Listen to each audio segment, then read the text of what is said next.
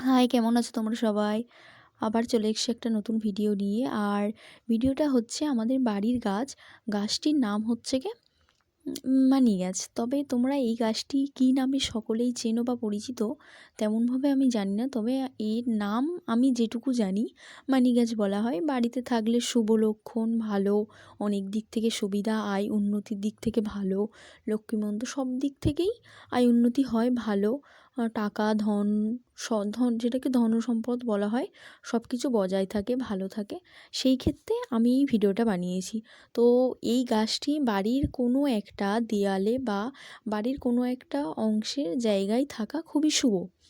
তো তোমরা সবাই অবশ্যই এই গাছটি লাগিও বন্ধুরা। আর আমার এখানে তো মানি গাছ নামে পরিচিত, তো তোমাদের ওখানে কী নামে পরিচিত সেটা যদি আমাকে অবশ্যই কমেন্টে বলো বা জানাও, তাহলে অত্যন্ত ভালো হবে।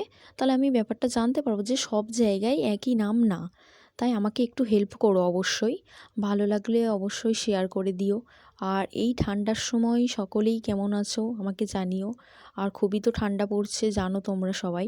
আমাদের এখানে তো প্রচণ্ড ঠান্ডা পড়ছে, সকালে কুয়াশা, রোদ ঠিকভাবে উঠছে না। আর ঠান্ডার সময় জানো তো রোদ ঠিকভাবে না উঠলে কতটাই কষ্ট হয়। যাই হোক, ঠান্ডা পড়ছে, ঠান্ডা পড়লে মানুষের অসুখ বিসুখও দিক থেকে, রোগ বৃদ্ধি থেকে সব কিছুর দিক থেকে কম পাবে। তবে ঠান্ডা পড়ছে, একটু কষ্ট হবে ঠিক কথা, তবে পোশাক আশাক ঠিকভাবে পরে ঢেকে রাখলে ভালো হবে। আর মানি গাছটা কত সুন্দর পাতাগুলো দেখো বন্ধুরা, কি বড় বড় হয়েছে। তোমাদের সাথে কথা বলতে না আমার খুবই ভালো লাগে। আর এই পাতাগুলো দেখো কি বড় বড় হয়েছে না, অনেকটাই, মানে কি বলবো, পান পাতার মতো দেখতে হয়। আর কি